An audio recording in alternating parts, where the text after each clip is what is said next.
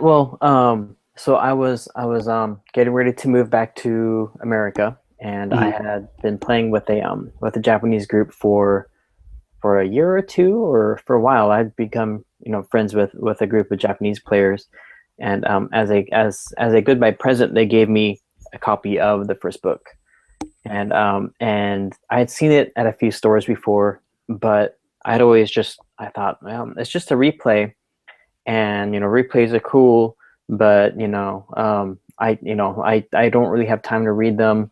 They take a lot um, of effort to read. They really do. Yeah. yeah, and also I guess at the time I didn't really quite get them like I do now, because now I have two kids. I don't have time to play, so if I can read a replay, it's like it's like being there. But I picked it up.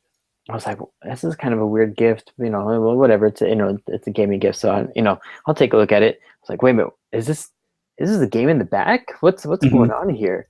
And so I looked at it and I was like, this art is super cool. There's this replay that's about half the book, and then the rules look like it's gonna be really easy to read.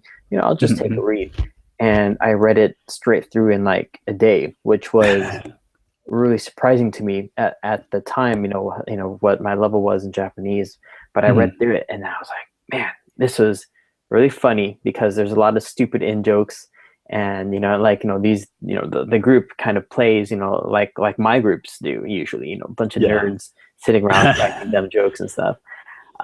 And so I'm like, man, this game was super awesome, and these rules are really they're really straightforward. Hmm.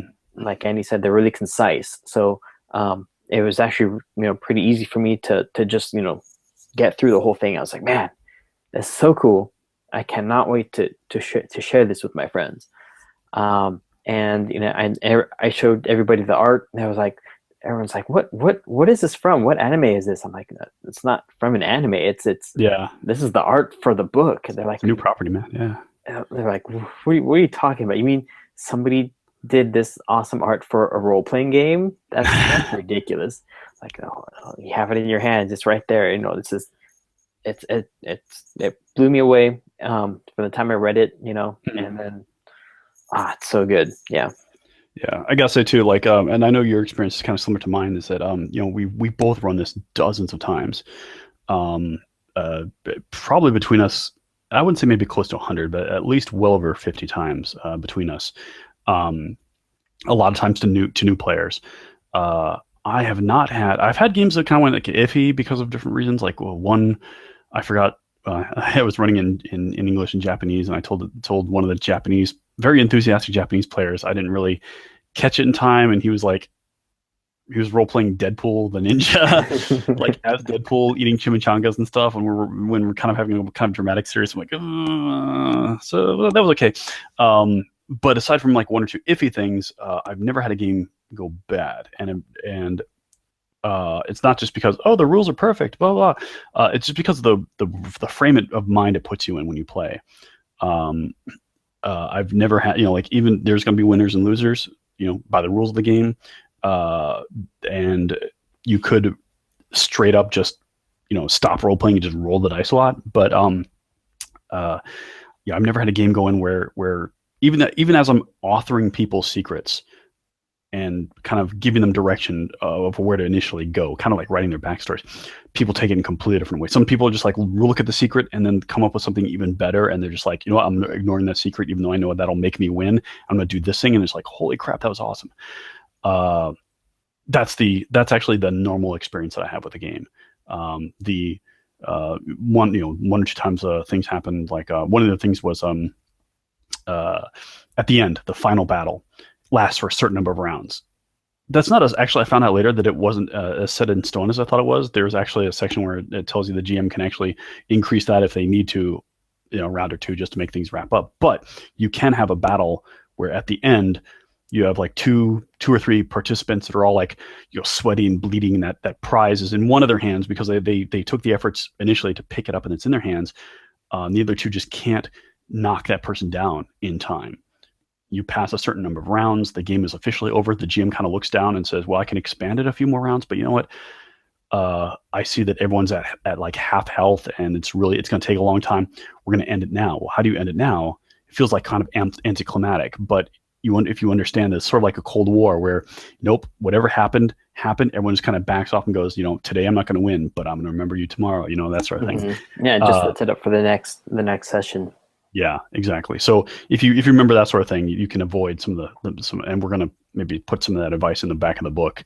You can avoid some of the pitfalls we had. But yeah, I've had a couple of strange games as well where when I was in LA and I was trying to I had just translated and I was trying to get as many of my friends to play it as I can. And so I got a bunch of friends in San Diego. I sent out an invite. I think I had like 8 people saying that they wanted to play. I was like, all right, awesome. I'm sure at least 2 of them are going to drop out. So, we'll have a great game. I get there and 2 people show up. And 2 people, okay. Yeah. I had prepared 6 characters. So I ended up playing 4 NPCs. Wow. That was the game where I learned that games where I learned how to create scenarios with a variable number of players.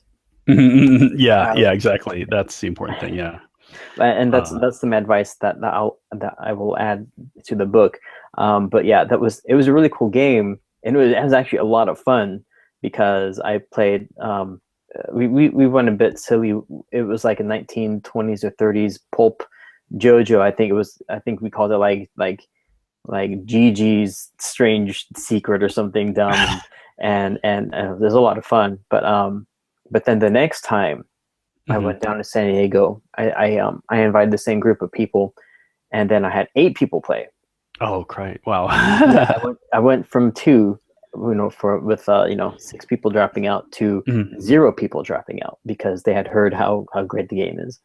Oh man. And so then, yeah, we played a game. The setting was in like some space station with the oxygen running out. I think the prize was the escape pod or something. Oh wow. Okay. And it took a long time. It took maybe more than 6 hours, but you should not play an 8-player game. It's not quite built for 8-player games. I mean, we played it and we all had fun, but it was long. Yeah, there was a lot of I could see that alcohol involved, but yeah. But yeah, it was. I mean, yeah. And then man, I had another. Oh, yeah, actually, when I was playing, I think this might have been the only time I'd actually ever been a player because I've only ever run it. But there was a scenario where the boss had one PC as an evil PC that was meant to help the boss. Okay. And so when we got to the climax phase, it went as planned. I think it was like 2 or 3 PCs that were going to fight against the boss, and the boss had 1 PC henchman.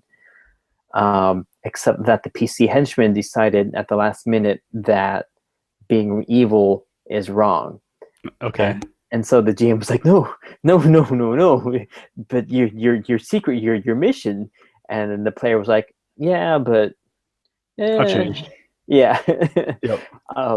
And so the GM was like, oh no, but okay, whatever. And so we went with it, and yeah, it was an interesting end.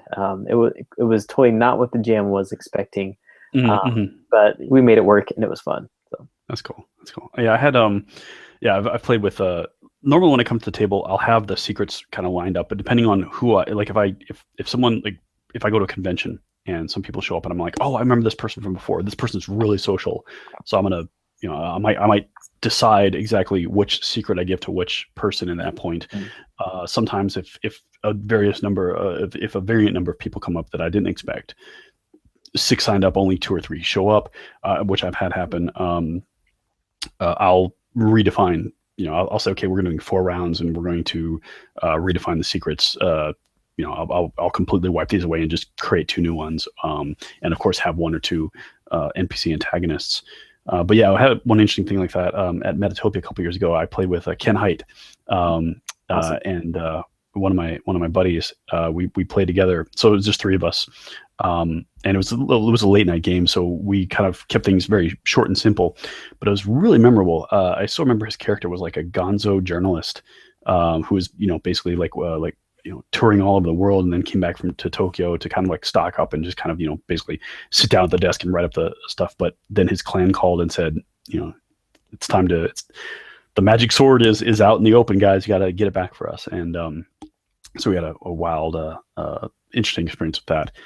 And again, with fewer people, it's better to probably play everyone together versus an NPC antagonist. If you have 4 or more players, you can absolutely do either total PvP or PvP with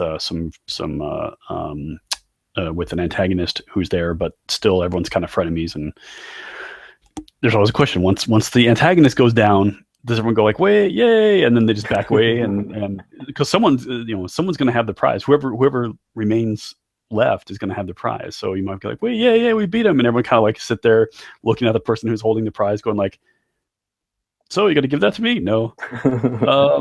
Okay, well, what do I do? They ask the GM, what do I do? I don't want to fight them. Oh, if you don't want to fight them, just drop out. But I want the prize. Then you got to fight them. But I don't want to fight them, but I want the prize.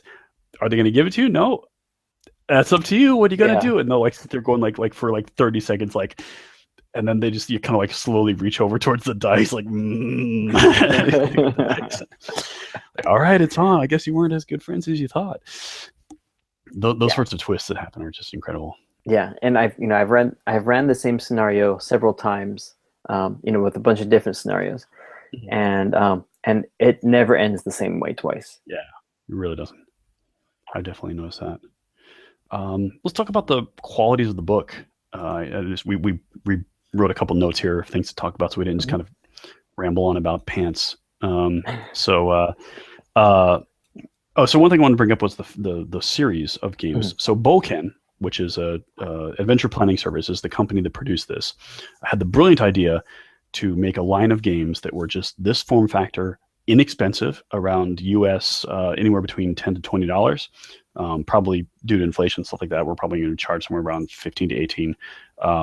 But in this format, with a replay in front, instead of most traditional games would be a larger book, a replay would be sold at the same time the book came out in around this form factor, but not actually attached into the book. But what they wanted to do was that they had some issues they wanted to address with modern Japanese gamers. Games are coming out that are complicated, that take one person, the GM, a few days to read and then kind of grasp, and then so they wanted something that someone could kind of open up and read like on the train on the way home. I mentioned that replays are hard to read. What I meant was it's hard for us to read in Japanese. It takes a little bit of extra effort and time to go through just walls of text versus say a manga. But of course for Japanese people, they could read like this in like maybe like 30 minutes on the train home. So they understand what the game is. Then the rules are very simple and straightforward, simple, and lots of die rolling in terms of you can roll randomly to determine your name. You can roll to when you start a scene, if you don't have an idea for a scene, you roll the dice and it says it's almost like poetic. It is a clear day with blah blah blah, or it is a stormy night with blah blah blah, and that will set the frame of the scene. So they call this thing called dice fiction, Saikoro Fiction, dice fiction, because it is a very storyish game. Starts and ends in 4 hours. Very simple to pick up and play, and a lot of the twists can happen because of the dice. Again, not just because you hit or you succeeded or failed on a skill roll, but because of the way that the dice came up when you were creating a scene. Like you were intending to just have like I'm gonna go here and find a secret. But then like this dark and stormy thing came up and it became more foreboding, and you're like, oh man, maybe I should do something else instead. So that sort of thing that kind of creates this experience was the Saikoro Fiction. So this was the second in the series of that game. There's many others, but this one is obviously, well, in Japan anyway, the most successful because it had the most follow-up supplements, the most attention, and when I go to comic events, the most fan supplements. I've seen people take this rules and publish their own replays. I've seen using Shinobigami. I've seen people publish their own hacks. Someone did a I didn't as you I didn't know it was a thing in the US that it was coming to the US, but Ninja Slayer, the cyberpunk ninja game. Someone did a reskin of Shinobigami to do Ninja Slayer. I saw Attack on Titan. Someone took Shinobigami and made an Attack on Titan game with it. I've seen someone crazy guy that took every skill column and associated with a point in David Bowie's music career. There was someone who I'm speaking with right now who actually did that. It's insane and brilliant. Yeah, it was an amazing game. Yeah, I need to play at some point. So yeah. Out of that series, this one is the most successful for various reasons. I guess the most monetary successful, but also I think the most successful is what it meant to do, and also in sort of like the mini revolution that it did. I mean, because of Shinobigami, a lot of people have just become fans of this company for life, and whatever new game comes out, even if it's like in a genre, if it's in this series and it's a genre they normally wouldn't look at, they'd still pick up the thing to mine it for ideas, or just be like, you know what, no, this company did it, I'll give it a shot. So there's lots of that going on. Yeah, absolutely. Let's talk about the art. Okay. So Brilliant. the art on the cover is done by Shie Nanahara. Mm-hmm. It's totally gorgeous art. The art in the second book is just as cool. There's a lot of really good stuff in here, and the replay has some really evocative, crazy stuff. I don't want to say what's going on in here, but it's not quite what you think. Yes. And a lot of really dramatic stuff. I don't want to show too much of it, but because I don't want to give anything in the story away. But it's really cool stuff. It's perfect for the game. Plus there's really cool sketch art and stuff, character design, notes and whatnot. It's super cool. Really, really awesome art. And then, however, at the bottom, I think you might have seen. Let me see if I can find a good example. Oh yeah, here we go. Like you'll get a picture like that, at the bottom. Chibi art, yeah. Yeah, and there's a whole bunch of that stuff just littered throughout the replay and throughout actually. Shie Nanahara, she is a kind of new and upcoming manga artist. She's not super famous yet, but she's actually like in the process of writing some manga. So it was really awesome that we were able to get her at this stage. We may have her later on contribute some new art, but basically we're with the stuff that she's done. She is awesome. I mean, just the cover of Shinobigami is one of the most evocative things we've seen. Just a kick-ass, like, obviously competent ninja high school girl, non-sexualized, nothing like anime weird in there, but like she is crying while looking at you with hatred while pulling up this sword in this extremely competent, like, I'm about to, like, that, like, if this is a picture about 20 seconds after this was taken, either one dude or lots of dudes are like dead on the ground. But this perfectly summarizes the feel, the evocative feel of the game. And again, a lot of the art she does is strong male and female characters, competent, non-sexualized, but sexy.